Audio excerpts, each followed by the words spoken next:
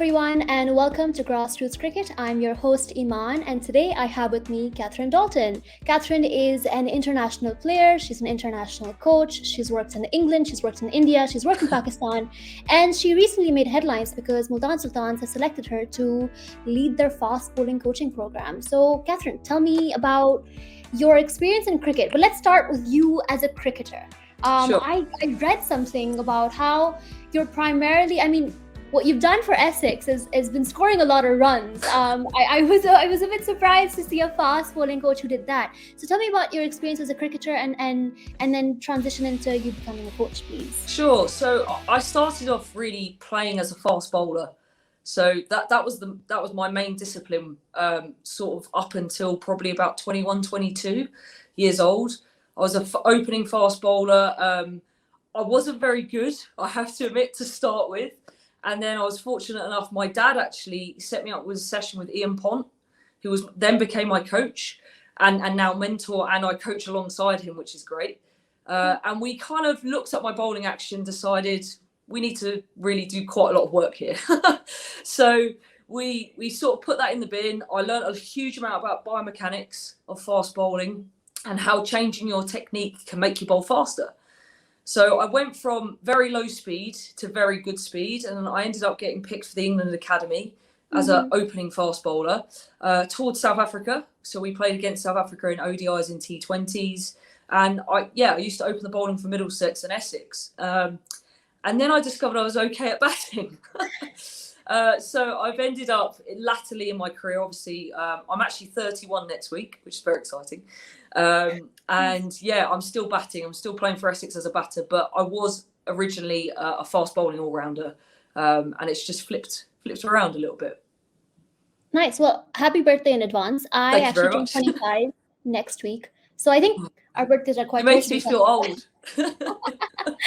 Yeah, just think of how many years of international cricket experience and coaching experience you have at just 30. That's incredible. But yeah, that sounds really, really cool. I love when you figure out a bowler can bat a bit. As a fan, it's so much fun. So I can't imagine how cool it must have been for you to think, well, my primary skill is bowling, but I can bat quite a bit. Yeah. So that's fun. Okay, so tell me about fast bowling coaching in particular. You have obviously a lot of experience, but what goes into fast bowling coaching that involves so much of biomechanics? I think, if you look at any other sport, if you look at, let's say, football, or even in our own sport, cricket, how technically based batting is, or fielding has become, wicket keeping. But fast bowling has always been something that people would say the word, you're born a fast bowler, you've got what you've got. And actually, through biomechanics, through teaching techniques, you can enhance those skills and get better as a cricketer. So I think it's really important that everybody knows that technique is really important as a fast bowler. So when coaches think of technique, they think, oh, that's changing an action. Like fast bowlers say, I don't want to change my bowling action. And I don't like the word change. I just say improvement. Can we improve what you've got? And that's why technique is so important, because you can get better, you can get faster, you can get more accurate. And also injury prevention, something particularly in the UK at the moment, is in fast bowling terms, is back injuries. And a lot of young players are getting back injuries. They're getting stress fractures. They're getting what's called a hot spot on their back, where they're getting injured a lot. And actually, if they had good technique, they prevent those things. So I think it's interesting because it's possibly the last discipline within cricket that we're looking at technique. I actually retweeted one of my old tweets from last year about Arshad Iqbal and how we had improved something called the range of motion in his arms. So making it like a catapult, stretching back and then letting him go. And then he worked on that with us in one of the camps. And last year when I put the PSL on the TV, he was bowling 88, 90 miles an hour. I don't know what that is in kph, sorry. But he was bowling really quickly. And it was that small technical change or improvement, as I say, that has really helped him. Yeah. We saw Arshad at the Asia Cup as well, the emerging Asia Cup. And it was incredible. And I think that one of the names that was associated when the news came out regarding you was Arshad Iqbal, because I think every Pakistan cricket fan that follows PSL, which is pretty much everyone. And we also all tuned in to watch the Emerging Asia Cup because obviously Pakistan won over India in the final. It was a really big deal. And so everyone saw the change in Arshad Iqbal. And so it was cool to kind of associate a coach with him that, oh, that's someone who worked with him. That's someone who made it happen. But Pakistan is obviously no stranger to injuries to fast bowlers. In fact, I would argue that's plaguing much of our World Cup issues right now. Yeah. But tell me, when you were working in England and in India, in Pakistan, there's strong emphasis on pace, and there's this idea that when a player gets injured, the first thing that you're like, oh, they've lost a lot of pace. They're like bowling 10K slower and so on and so forth. Was there a really strong emphasis in England and India on that as well, or was it something different? Is there a cultural difference maybe in the way fast bowling is viewed? I think, well, in my experience in Pakistan is that fast bowling is loved. Like, everybody loves to watch a fast bowler. And I think historically, if you look at, well, Shoaib Akhtar, for example, I still watch YouTube clips of Shoaib bowling because he was just so quick. And it's exciting, isn't it? You want to watch a fast bowler. So I think the passion in Pakistan for pace is incredible. And the guys that I worked with certainly all wanted to bowl faster. So if you said to a player, do you want to get quicker? Yes, straight away. And I think that passion is in other places, but it just seems to be a little bit more in Pakistan, which is why I absolutely love it. And as a fast bowling coach, there's no better place to be than Pakistan for pace, that is for sure. But yeah, as you said, I've had experience working in other countries. Obviously here, run the National Fast Bowling Academy in the UK. So I'm assistant head coach to Ian Pont on that. And we have Andre Nell, who was a fierce fast bowler for South Africa, as part of our coaching staff too. And in India, I've been to India quite a few times. I worked with Deepak Chahar actually quite closely for 10 days. So I've had experience, but it just seems there's such a passion for pace. And I think, when Ali asked me to do the role, Ali Tareen asked me to do the role, I was just so excited because I knew the impact of fast bowling in Pakistan is huge. So yeah, it's exciting. Yeah, absolutely. And I think in PSL in particular, I'd argue that the fast bowling unit is what sets you apart. Yeah. At the end of the day, I mean, people can say what they want about Lahore Qalandars and their top three or their fragile batting lineup, but they won what they won because of their pace attack. And Multan Sultans has managed to challenge them so many times because of their pace attack as well. In fact, one of their great wins that led them into the final was when they literally dismantled, and I think it was Cottrell and it was Anwar Ali, and it was just beautiful pace bowling to witness. But yeah, I mean, I feel like we talk about the beauty of good length bowling in Test cricket and in ODIs these days as well. That's what's working in India at least. But in T20s, you find variations are a lot more important. Death bowling comes into play. So tell me about that. What kind of skills do you work with bowlers to kind of develop that skill? Yeah, well, I think, you can be fast, but you still have to be accurate. So there's this thing, if you're fast, that's fine, but you still have to land the ball in the right place. So, of course, as a coach, you can't be one-dimensional. You have to have the skill set to teach swing, slower balls. I mean, I know a huge amount about the variations of fast bowling, like tricks to bowl Yorkers, which I'm not going to give away because in case any competitors are listening. You have to upskill bowler. With Samin Gul, actually, at one of the camps, we worked on him bowling an outswinger, which he really struggled with before. He always got the ball to duck back into the right-hander, but really struggled to get it to shape away. So something I worked personally with him on was him to bowl an outswinger. And again, in the PSL last year, he did that up front sometimes with a new ball, which was great. So you have to have variation. I think it's interesting because we associate variation with T20 cricket. Actually, variation comes into play in Test match cricket a lot. I mean, the Ashes that was here, you look at somebody like Mark Wood, who bowls properly quick in the UK, but he had to have variation during that Ashes series. And you can't just be quick, you need to be accurate as well. Yeah, no, absolutely. I think that I often find the tagline "pace is pace, yaar," which is obviously associated now with Mark Wood as well, which is fun.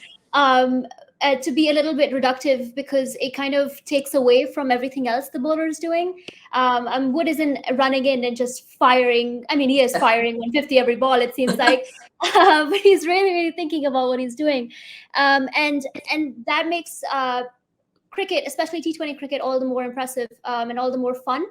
Yeah. But yeah, no, tell me about your favorite. I mean, this doesn't have to be Pakistani, by the way. I know that we're on a Pakistani channel and you're talking to someone who's Pakistani, but tell me about your favorite fast bowlers. You mentioned you like Shoaib Akhtar, but what about the young ones? Is there any player that you've seen in recent times from Pakistan or elsewhere that you're particularly excited about, and what is it about them that you really like? That's a great question. I think here in the UK, definitely I've been influenced by Mark Wood. I think Mm-hmm. just seeing how, particularly as I said in that Ashes series, he went from not playing in the games, and then he came into the series and really just completely changed it from an English perspective. That was really exciting to see the impact fast bowling can have. This isn't a new name, but I really loved Brett Lee when I was younger. I Ah, just yeah. loved how he bowled, his action, and how fast he bowled and how aggressive he was. It was like Shoaib Akhtar, Brett Lee, and then Dale Steyn, and these guys they're hard to top, aren't they? I mean, hopefully we'll see a few newer faces over the next couple of years start to go head to head with these guys. But yeah, I mean, in Pakistan, there's so much exciting talent at the moment. I think in the PSL in particular, it's probably the best fast bowlers in the world in terms of competition, franchise competition, are in the Mm-hmm. PSL. The bowlers are bowling 90 plus, and there's a Yeah. lot of them. Whereas if you look at other competitions, not so much, particularly here in the UK, they seem to bowl 85 and swing it, but in Pakistan, they're trying to max out their pace. So, but to throw on another comment, I think Arshad Iqbal I'm really excited about. I think I saw today he's got a contract with the PCB, or he's got Yeah, some. yeah, he did. He Yeah. did. He did. So, Yeah. so you never know. I mean, he hit 90 in the PSL last year, so who knows Mm-hmm. where he could go over the next couple of years. Yeah, I think he's going to be really, really important, especially for the team that he's at. Bless them, they desperately need a pace bowler to lead their Yeah. attack. I mean, it's easy for us to say. I'm a Lahore Qalandars fan, and you'll be working with Oh, Multan come soon. on. I know. But see, I'm a humble Lahore Qalandars fan. I don't brag about it too much. But no, I mean, you've got Isanullah, who Yes. he had a breakout season for the Yeah. ages. It's a pity he couldn't make it to the World Cup. He really would have been incredible. I'm not sure if we'd be faring much better with him here, but it I would have think been fun so. to see him firing rockets. Just because of his pace, it's just Yeah, incredible, isn't it? So I yeah. think you need what pace gives is a point of difference, and obviously it Mm-hmm. makes it very difficult for the batter because you've got less time. So if you're swinging it and you've got pace, then it's a lot harder to face that than somebody who's bowling 6 miles an hour slower or 10 kph slower, Yeah. because you've got more time to adjust. When someone's bowling quickly at you, it makes it very difficult. So yeah, there's some exciting talent. I'm just so excited. I can't wait to get out there and sort of get Yeah, started. no. I don't know if it's the World Cup or not, but I'm really excited for PSL to come back. But yeah, no. So tell me, I mean, you've obviously played cricket, and not just internationally, but quite a bit in county as well. How does your experience as a coach inform you as a player, and how does your experience as a player inform you as a coach? Like, how does that work? I think yeah, it's interesting, isn't it? Because obviously, I've gone through a lot of my career coaching alongside playing Mm-hmm. because women here, and when I was playing for Ireland, we didn't have any professional contracts, so we weren't getting Mm-hmm. paid to play. So I was finishing my uni degree when I first started playing for Ireland, and then I started coaching alongside it, just to start earning some money, and it's something that's become a massive passion of mine. So I think they influence each other. I think certainly when I started coaching, it makes me a better cricketer. Also makes me a lot more game aware. So when I have captain sides, I'm a lot better tactically because I have been Mm-hmm. a coach. And then vice versa. What you learn as a player is something you take into your coaching. All the things you've done well, but also the things you could have done a little bit better. And that's quite nice, because I can say to my students, well, don't go down that road. That's not going to work for you, because I've been there and done it. So I think that's something that you need to do is combine both and take your knowledge from both to sort of influence it. Yeah, no, 100%. So you're saying you're definitely a smarter coach because of being a player, yeah? Oh yeah. Yeah, good. Because There's a lot of that's a mistakes I common. look at my cricket career and go, I would never do that now. Yeah, no, that's a common conception in Pakistan. I mean, obviously we have excellent coaches that come up, and they're very, very highly influenced by the careers that they had and the kind of experience that they had on the field. So that's brilliant to hear. So in Pakistan, we hear quite a lot, and I think this is true for everywhere, is that fast bowlers peak quite early, and then they kind of, actually we have experienced that they peak quite early, and then by 26, by 27, it's either injury, it's a fitness, and something or the other causes them to kind of fade away. And we can have a conversation about how injuries are managed here, of course. So that's a completely different debate. I wanted to ask you about the journey of a fast bowler. How early is how early do you realize this kid is going to bowl fast, and how do you work with them to kind of develop their fluidity, up their speed, or develop their accuracy? Which is to say, if you were picking in the draft, would you go for a 17-year-old up and coming and be like, we can work with him, or would you be like, send him to the player development program, we're not ready for him yet, but he will be soon? I think it all depends, doesn't it? I think, Mm-hmm. each player is kind of unique at where they peak. There's been a lot of research on it, and they reckon that 28 is where a fast bowler is actually at their very best. That's when they're sort of maxed Wow, out, that's which what I'm is, missing out. Yeah. yeah, and that's such a shame, isn't it? Because Yeah. it's particularly through injury. I mean, sometimes these are things that we can prevent. So, for example, if a fast bowler is like leaning away a lot in their action, and they're putting a lot of stress on their body in certain areas that they didn't need to, that's where a coach should come in and hopefully change that, so that they can Mm-hmm. have longevity of their career. I mean, as I keep coming back to English cricket, but you look at Jimmy Anderson, and I know he's not out and out quick, but goodness me, he's gone on for a long time, Mm-hmm. playing the game. Even Brett Lee played till maybe 40 something. Shoaib was in, what was he, late 30s when he retired. So there are fast bowlers who do withstand the test of time, and they manage to have long careers. How do you know? Sometimes it's difficult, isn't it? Because some players develop at different ages. I mean, we run a fast bowling academy here, and sometimes a player will come back to us after a couple of months away, and they've worked on their technique and they've done their fitness, and they've really improved, and they'll go on and represent their county or do things we never expected them to do. So I think it's a balance of trying to work out who's gonna go on and succeed. And Mm-hmm. it is a challenge as a coach. That's kind of like talent identification. Who's going to be the one? Um, Sometimes you can tell. I mean, there's a lad on our academy, a young lad who's 16, turning 17. He's bowling 84 miles an hour already. And I've known him since the age of 9, and I thought he was special at that age. So, Oh, nice. yeah, I'm not going to say his name because he'll be embarrassed.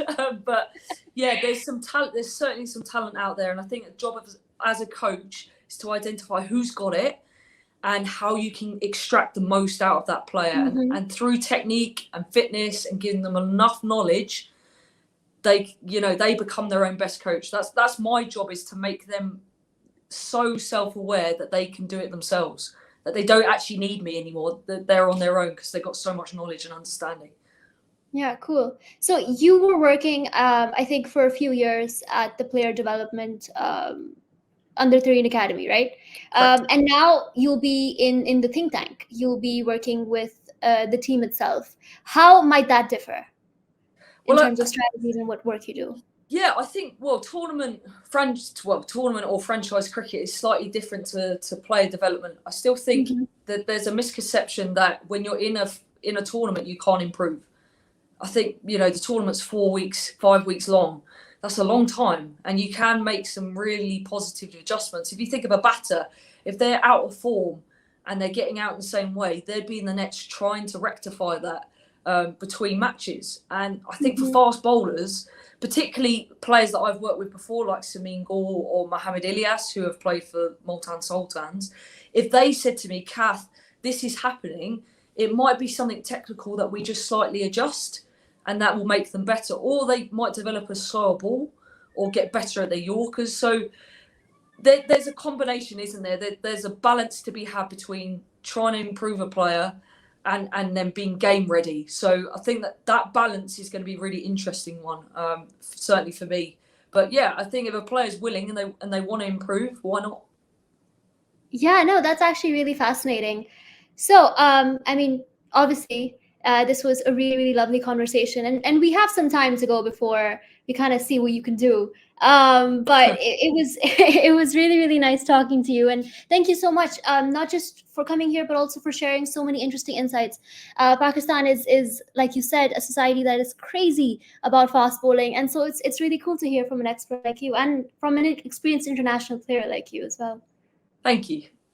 Yeah, no, thank you so much. Have a good night, everyone. Thank you for tuning in. My name is Eman, and this was Catherine Dalton at GRC.